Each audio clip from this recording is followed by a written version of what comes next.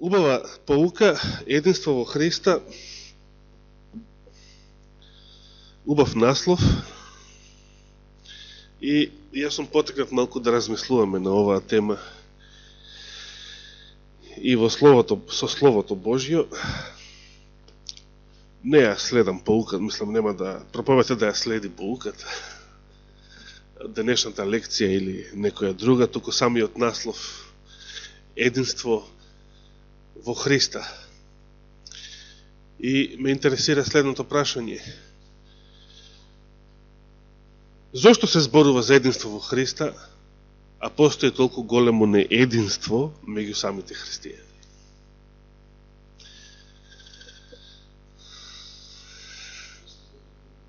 Да го дава одговорот така.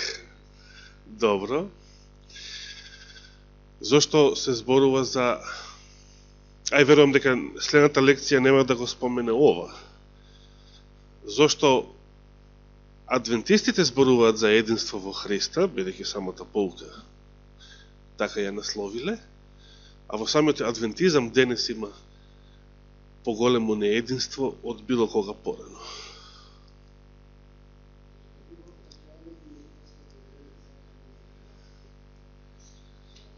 Добри одговори.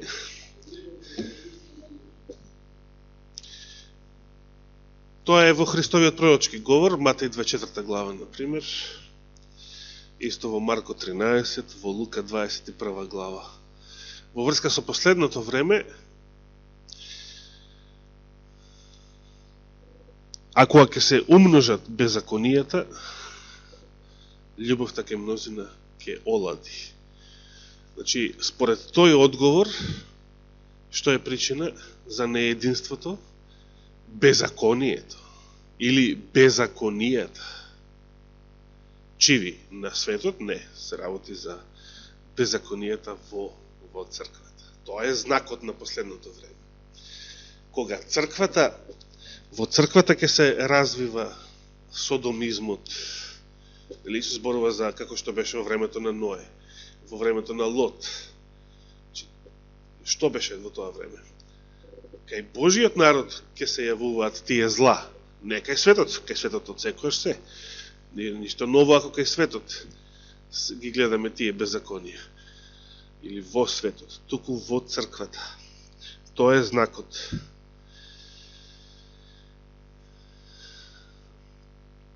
Споменавте зошто, и тоа ми се допадна, зошто некои политички обиди за единство се лажно единство, например, Вавилонската кула, новиот светски поредок, бидејќи се без Христа.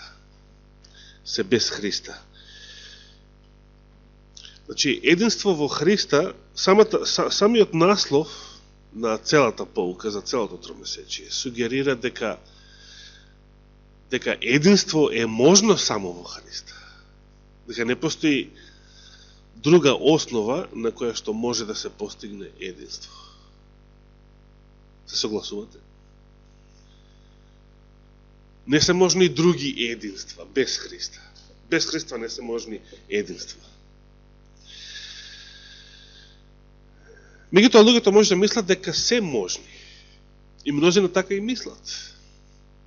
Не само светот, кој што верува во лагата дека, пример, ако влезете денес во Европска Унија, утре ќе бидете како Шведска или како Германија и така натаму. Или дека ако влезете во НАТО ќе бидете Божен по-безбедни и така натаму. Во се поголеми и поголеми единства под наводници. Грција и Турција, например, се веќе во тивка војна меѓу себе, необјавена. Значи, и двете земји се членки на НАТО, па малку фали да се спукаат меѓу себе, како што ја следам нивната ситуација, посебно оваа година. Единство е можно само во Христа. Јас би сакал на оваа тема да прочитам некои познати Христови зборови, само со Христови зборови. би сакал да се занимавам денес, а потоа ќе кажеме некои конкретни примери. Пред да преминеме на Христовите зборови, би сакал да го дадам оној одговор на прашањето зошто толку неединство меѓу христијаните. Значи, еден одговор што го чув беше беззаконијата ќе се умножат, брат Раде што спомена. Да отвориме во книгата на пророкот Исаија најнапред и да се подсетиме на овие зборови, овие негови зборови од 4 глава, 1 стих. Исаија 4 глава, 1 стих.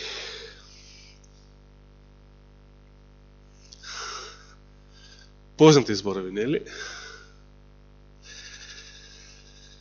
Пророчки зборови. Значи, ова е Исаино пророштво за христијанската епоха. Значи, од наша перспектива последниве 2000 години. Во оној ден 7 жени ќе се фатат за еден маж. Видите каква духовна полигамија. 7 жени ќе се фатат за еден маж и ќе речат, што? Свој леп ќе јадеме и своја облека ќе носиме. Доста е само да се нарекуваме со Твоето име, симни го од нас срамот наш.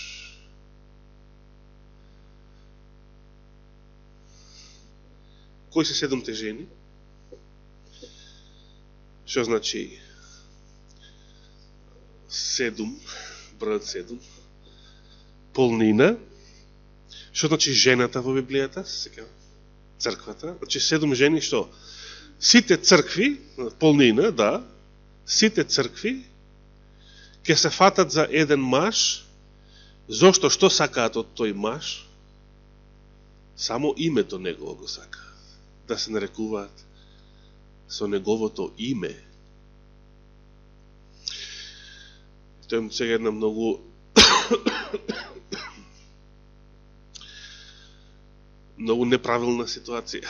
Значи, едниот маж, кој е тој? Исус, рековте. Колку жени има тој маж? Само една. Значи, црквата е една. Бидејќи така и дефинирана во Ефесијаните, например, да не отчитаме таму, не ни е сега тоа темата. Значи, една невеста, Христовото тело, дефиниција за црквата, колку тела има Христос. Да не ги читаме сите тие стихови.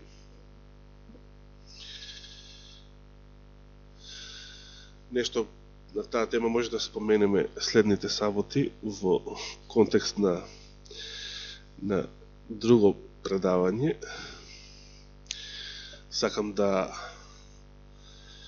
како што братот Паул, ако се сеќавате на некој од предавањата, кажа, неаме сега време да идеме во детали, но остави на нас да појаснуваме некои работи.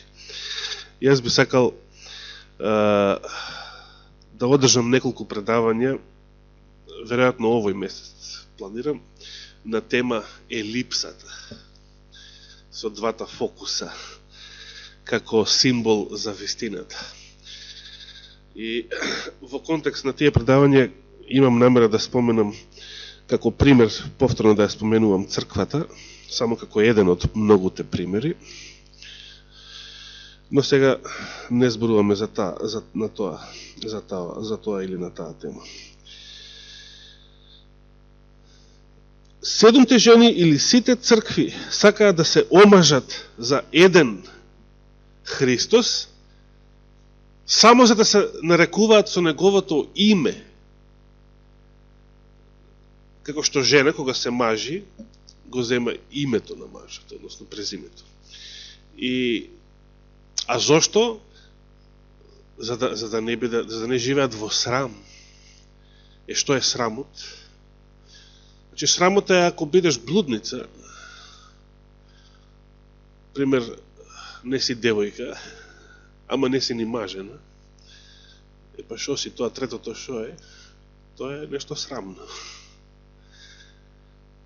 Па сега да се омажиш, за да ете, ќе бидеш мажена, имаш маж, значи и нема веќе срам.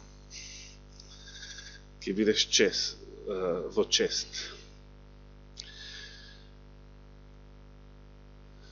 Меѓутоа,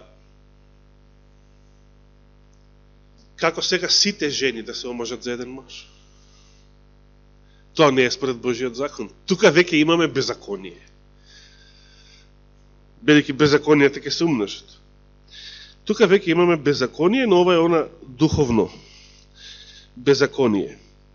Има многу цркви под наводници, затоа што сите тие го исповедаат Христа, сите тие се нарекуваат со неговото име.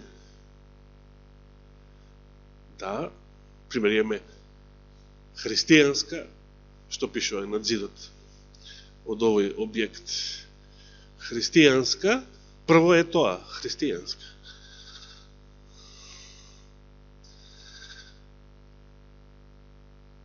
Само кај нас го има тоа? Не. Христијанска, христијанска, христијанска.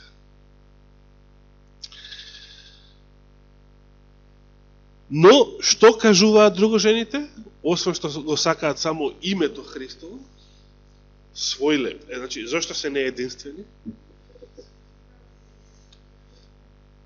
Значи, сите го исповедаат Христовото име, сите зборуваат за Христа, сите го исповедаат Христа, сите веруваат дека единство постои само во Христа, а уствари не веруваат затоа што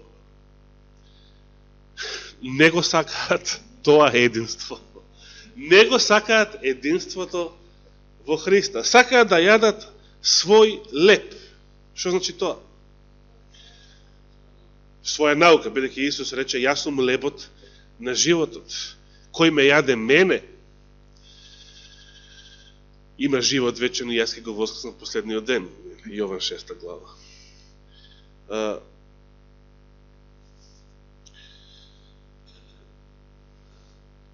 Ке правиме што сакаме, ке веруваме како сакаме, само да го имаме Твоето име. И денес тоа е голем проблем. Свој леп, значи не Христовата наука, значи лажна наука и истовремено значи беззаконие. И непослушност, точно. И денес тоа е голем проблем и во адвентизмот на седмиот ден. Пример, новата теологија тврди дека да се биде послушен на Бога, да го држиш Божиот закон, е легализам. Ја мешаат послушноста со делата на законот. Ала ние видовме дека послушноста, според Вагонер, послушноста е според Библијата, всушност. Послушноста е исто што и верата. Послушноста е на страната на верата, не на страната на делата законски. Не на страната на легализмот. Но луѓето тврдат дека послушноста е легализам, новите теолози во адвентизмот. Зошто? Затоа што не сакаат да бидат послушни. Свој леп сакаат да јадат и да ни ја проповедаат својата лажна наука. Но сакаат да се викаат христијани.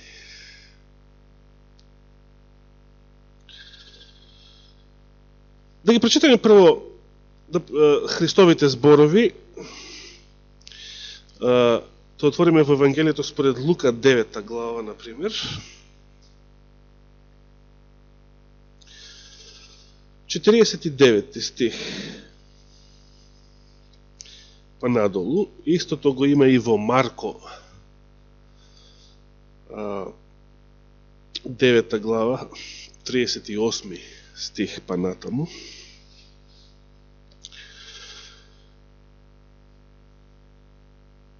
Значи, Лука 9 глава, 49 стих. Проговори Јован и рече: Учителе, видовме еден човек кој во Твое име истерува демони. Па му забранивме. Зошто? Бидејќи не оди со нас. Една многу интересна ситуација. Значи, замислете, кога Исус бил на земјата со неговите 12 ученици, имало и некои други кои што се служеле со Христовото име. Во негово име гонеле демони, но Јован вели му забранивме затоа што не оди со нас. Кој го прави ова денес, например? Кој го прави ова денес? Ете, Зорица, да, точно. Ова го прават вашите браќа и сестри од македонската мисија, пример. Ако не, тоа е како официјален став. Значи, ако не си во организацијата, не си наш. Ако не одиш со нас, не си наш. Како одговара Исус на ова? Значи, што е тука основа за единството? Човечката организација. Значи, да бидеш со нас, да бидеш во нашата организација, под нашата управа, да бидеш во нашата партија, во многу што наша. Што можеме да наведеме. Но што вели Исус? Исус му рече, не забранувајте му на таквиот. Зошто? Зашто кој не е против вас, тој е со вас. Само многу интересно. Ке се вратиме на овие зборови. Сакам сега да ги прочитаме оние други Христови зборови на истата тема. Да отвориме во Марко 11 глава.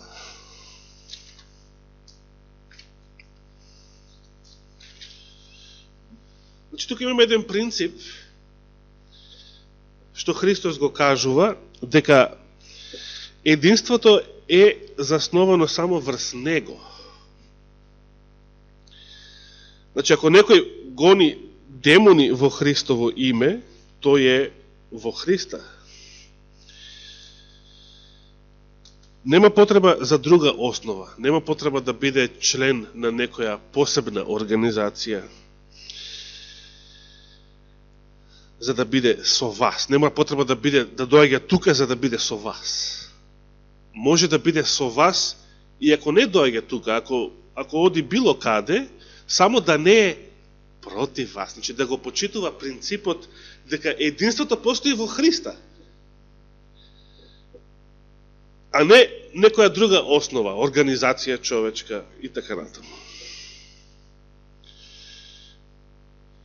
Да отвориме во Марко 11 глава и да прочитаме едни други Христови зборови.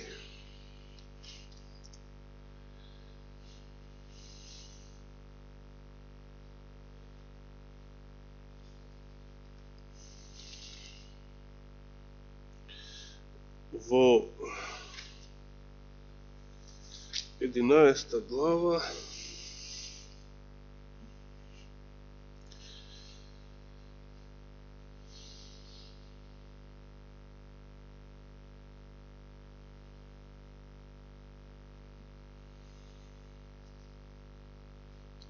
само момент. Многу ме буни овој нов превод.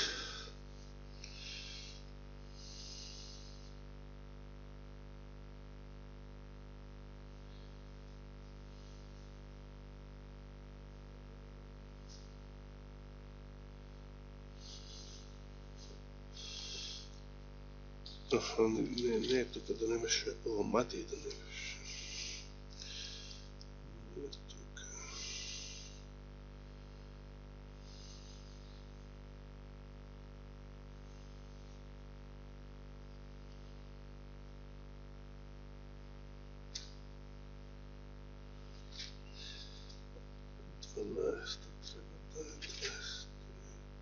Да, 12 глава Матеј, 23 стих па надолу. Но од 22-иот може да почнеме поточно, бидејќи тоа е истиот контекст. 12 глава Матеј, од 22-иот стих па надолу. Исус и Велзевул. Матеј, да, Матеј. 12 глава. Исус и Велзевул.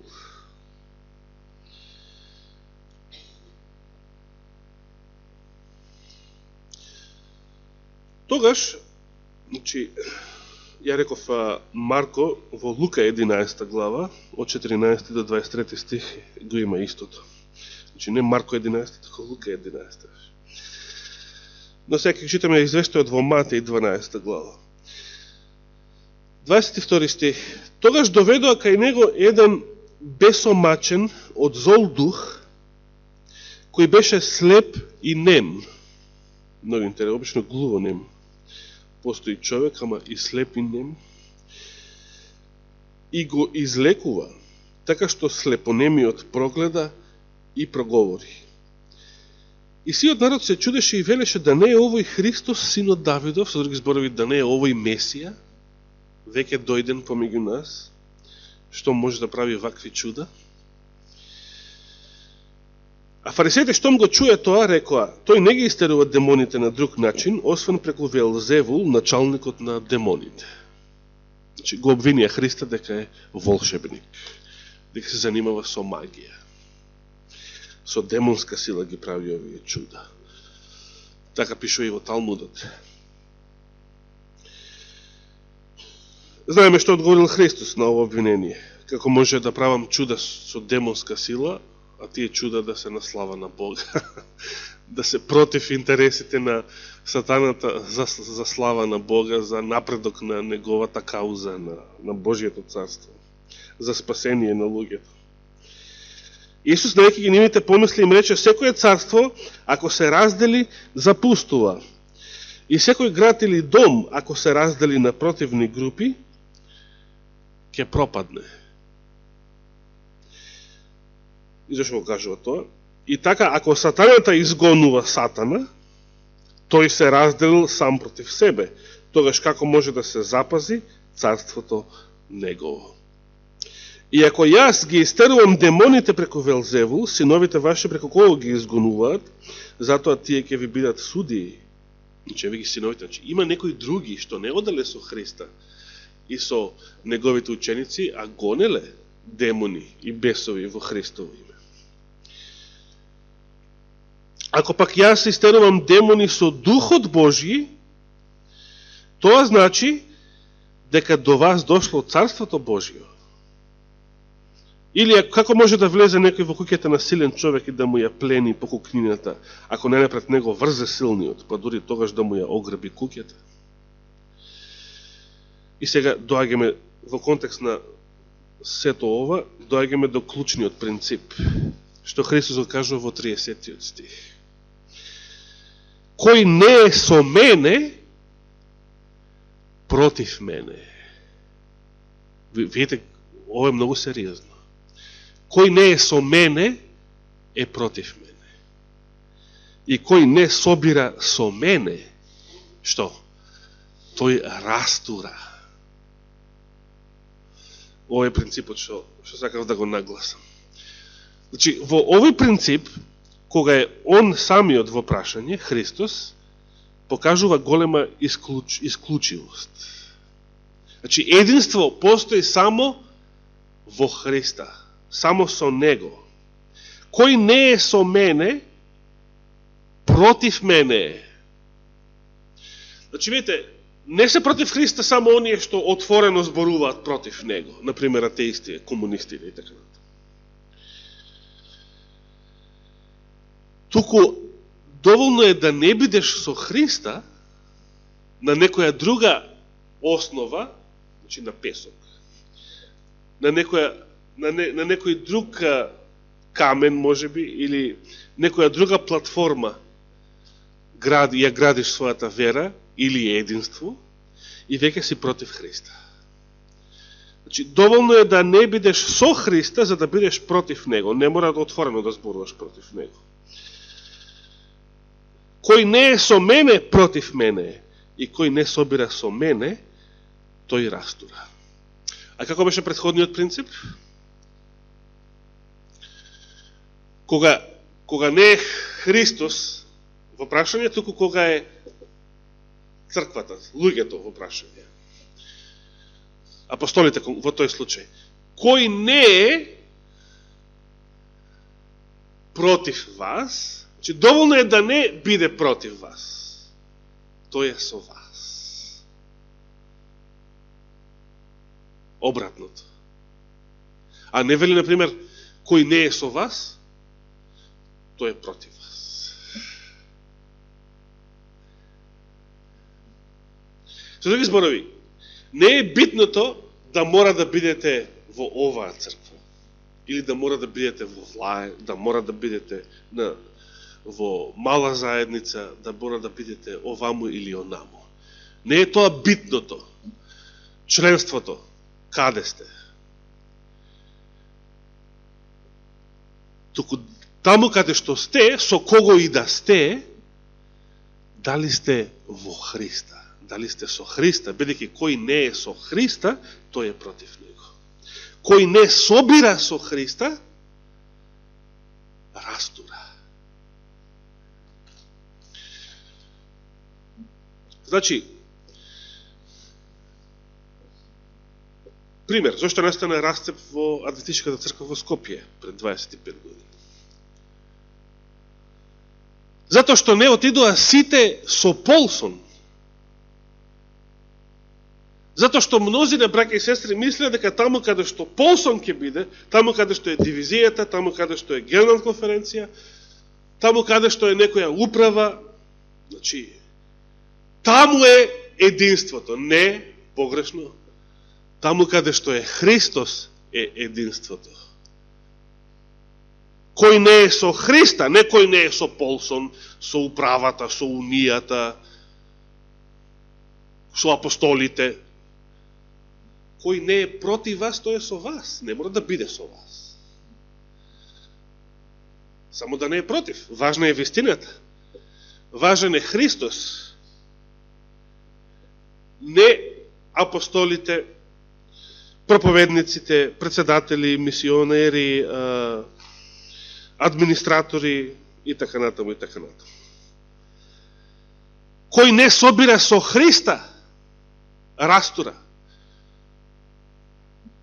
Значи, ако собираме со луѓето, се одделуваме од Христа, собираме со луѓето, растураме.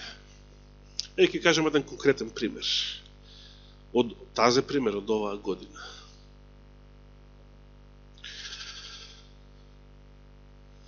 Во Адвентистичкиот теолошки факултет во Белград, оваа деценија, наназад неколку години, без да знаеме ни ние, и јас не знаев пред оваа пролет, не знаев, се проповедала лажна наука, конкретно едно језуитско учење наречено духовна формација, иако не се проповедало, не се предавало на факултетот под тоа име, туку под разни други имиња, но во суштина истото учење.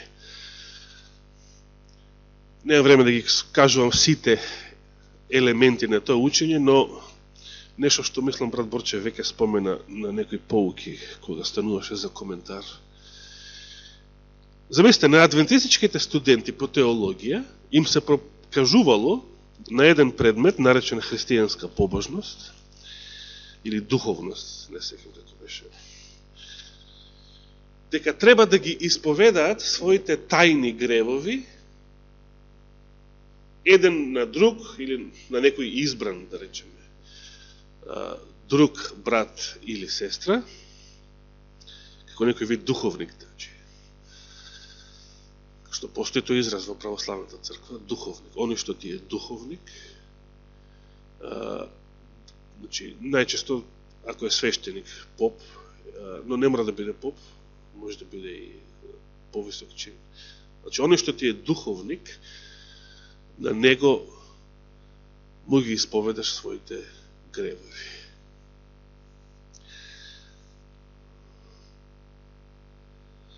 Не само тоа. Ќе кажам некои други елементи што ги запамтив. Во истиот предмет се тврди, се кажуваат некои примери како луѓето денес не се молат, претежно не се молат, затоа што им е досадно да се молат. Сега, тоа е сериозен проблем. Зошто ни е досадна молитвата? Значи, има некој вистински духовен проблем во нас, зошто е тоа така. Меѓутоа, наместо да го лоцира, да го препознае тој духовен проблем, па да се скрши тој проблем на Христовата карпа, тоа наше камено, себично, отврднато срце. Предметот препорачувал некои техники како да ни стане молитвата поинтересна. И се кажуваше еден пример, тие примери се споменати во книгата на извесен автор Джон Дипдал, кој што беше еден од учебниците и можеби се уште е за предметот христијанска духовност во теолошкиот факултет во Белград. Според кој некоја жена, за да биде поинтересна молитвата, пред да се моли, ја отворала вратата да се проветри собата, демек, иако знае дека Господ е се присутен, но како да е Господ некој човек што чека на врата, па треба буквално, па треба да му отвориш, да влезе, и тогаш кога ќе влезе, значи, он е веќе присутен, и така да се однесуваш како да е тој некој пријател со тело, да речеме, кој што треба да дојде кај тебе за да разговараш со него. Да се видиш, да се сретнеш. И така натаму. Друго што се сеќавам, ако ви е молитвата досадна, тогаш не мора долго да се молите, добро е, досадно е, брзо ви се завршува молитвата, но пробајте да кажувате само една реченица и да ја повторувате. Значи, и се кажуваат разни примери.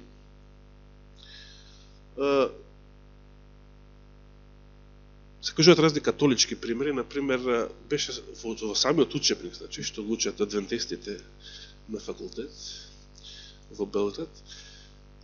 Примерот на католичкиот светец Фрањо Асишки, како цела ноќ се молел, кажувајќи само оваа реченица. Мислам дека беше реченицата Господе, колку сум грешен или беден, и само си го повторува, цела ноќ си го повторува, до сабајле.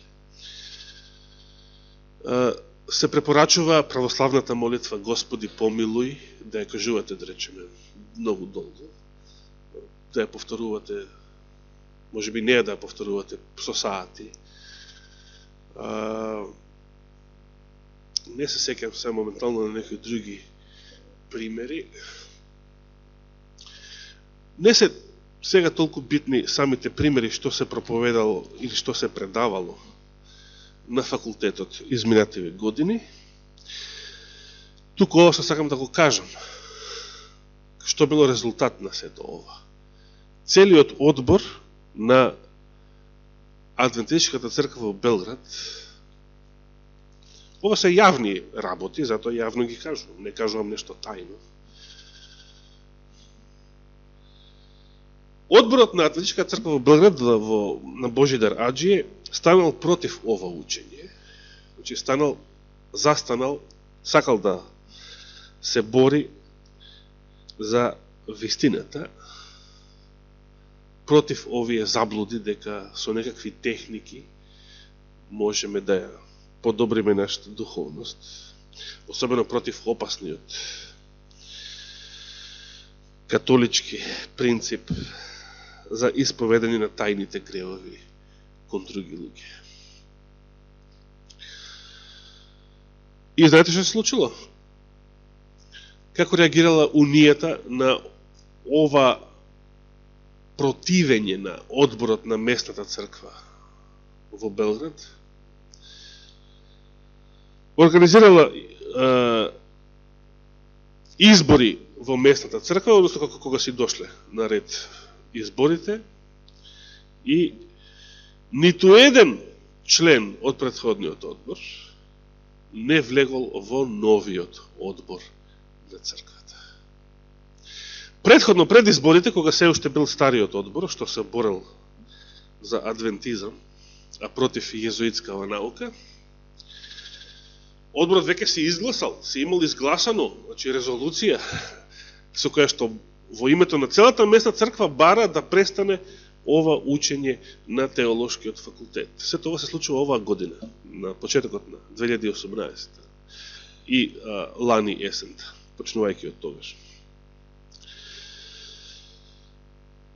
И меѓу другото го прашуваат нивниот проповедник, зошто се уште ништо не се превзема на тоа поле, откако одборот изгласал ваква резолуција, значи да престане тоа учење. Наместо тоа, проповедникот продолжува од катедра на верниците им држи такви предавања, програми, слични на предметот кој што ја предавал језуитската наука на факултетот. И знаете што им одговори проповедникот? Им вели на старите, значи, одборници, сменетите: зошто вршите притисок врз мене? Немојте да вршите притисок врз мене, затоа што и Унијата ми врши притисок и ми вели како не можеш да скротиш цел еден одбор. Значи, Унијата му врши притисок на проповедникот да го скроти одборот кој што станал против лажнава наука. Зошто? Со цел да продолжи лажната наука. И на крај, бидејќи не можеле да го скротат одборот, да го смират, го смениле цел одбор на следните избори. И сега продолжува истото лажно учење и на факултетот, и од време на време по црквите, од страна на новите проповедници. Сега, што е тука единство на овој пример? Ово го кажа како пример. Што е тука единство?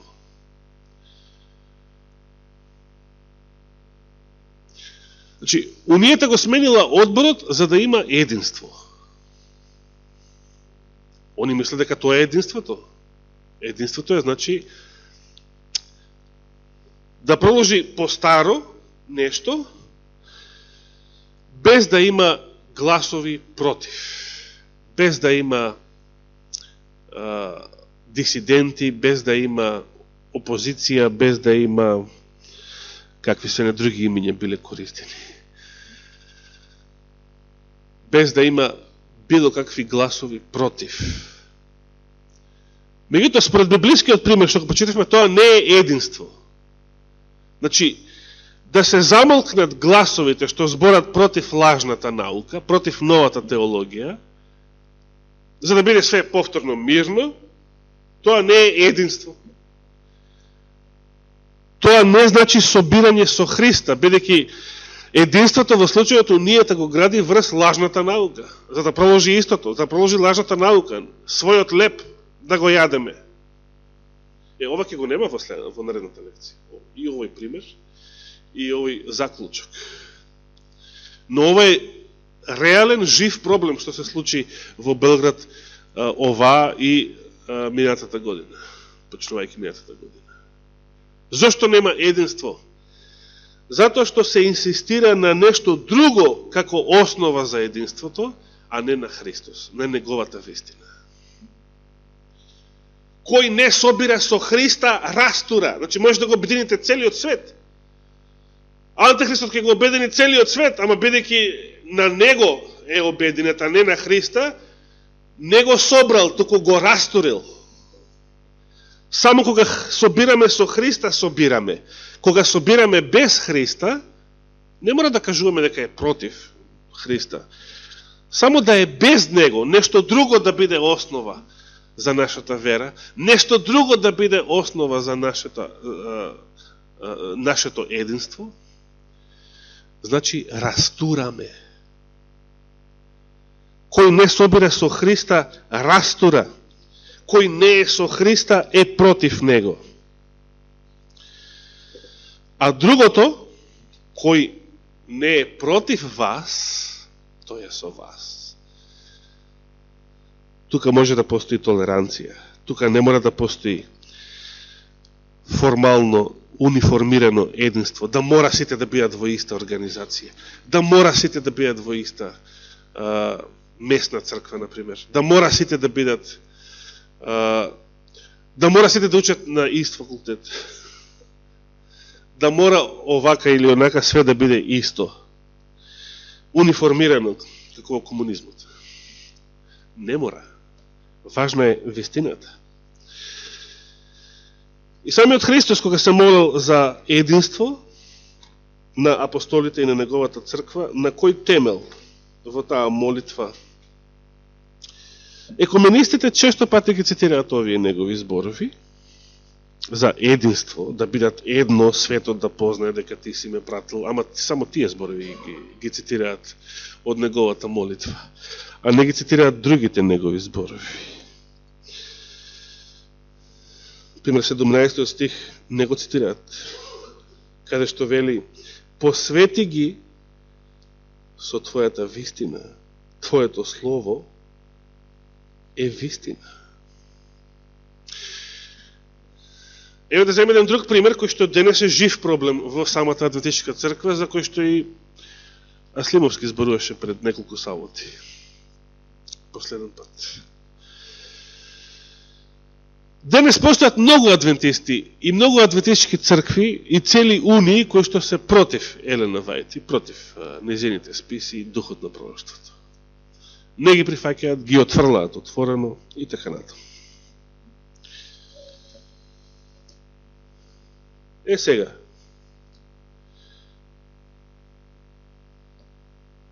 Има некои кои што сакаат да се држат за таа стара вера. И за Елена Вајт, и за незините списи, незините учења, начела и така натаму. Што е единство во случајот? Оние што се против духот на пророштвото или оние што се за? Што е единство во случајот? Ево, например, што ако некој го постави ова прашање? Што па вие адвентисти се фаќате за Елена Вајт? Нели треба само за Библијата да се држиме? Што се фаќате за Елена Вајт? Некој може така да ви го постави прашањето. Што е точниот одговор? Ако Господ зборувал преку Елена Вајт, значи ако она била вдахновена од Божиот дух, тогаш што е незиното сведоштво? Духот на пророштвото, според откровението, самиот Христос вели, духот на пророштвото, односно сведоштвото Христово или Исусово е духот на сведоштвото. Значи, ако сме против духот на пророштвото, сме против сведоштвото Исусово. Значи сме против кого? Христа. Сега, ниту еден проповедник нема да ви каже јас сум против Христа, биете против Христа. Тие, кога утре заутре ќе венчаваат и хомосексуалци во адвентистичките цркви, ќе велат дека се за Христа, со Христа дека се. Ама го отврлиле одамна за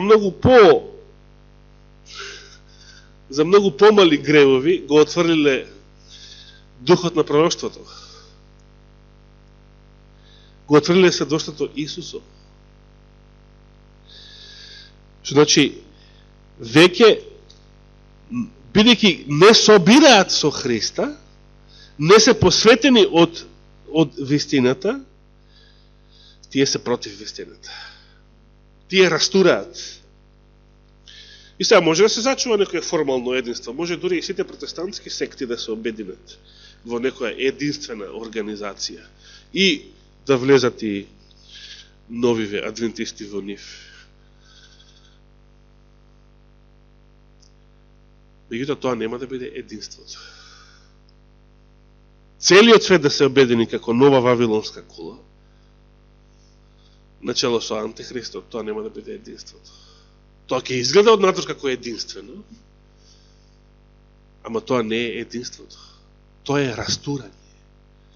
Се што не е врз Христа изградено, се што не е со Него собирано, е растурање.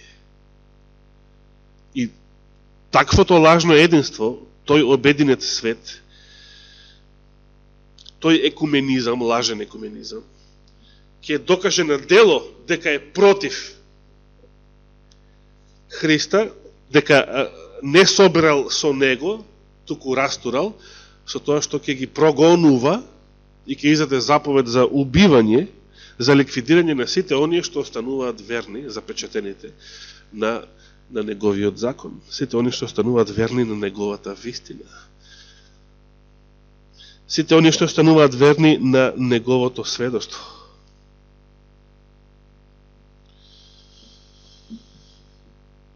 Денес исто така, и пред да дојдат тие неволи и прогонства, иако се некако многу близко,